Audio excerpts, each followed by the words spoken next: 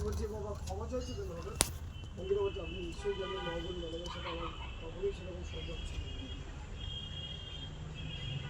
না আমি শিশু চালাচ্ছি আমাকে বলতে বলে তুমি কাল ফুটো না যদি মহাবলী ম্যামের শুধু ক্ষমা চেয়ে গেছে অঙ্গিতা বলছে আমি কিছু বলে না সিরিয়ালে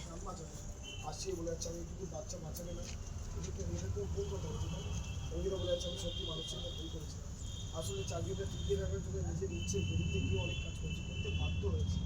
আসলে ওর বাবা আসলে অঙ্গিতা আমার দরকারি কাজ হচ্ছে জানি না কীভাবে আপনার ভবিষ্যৎ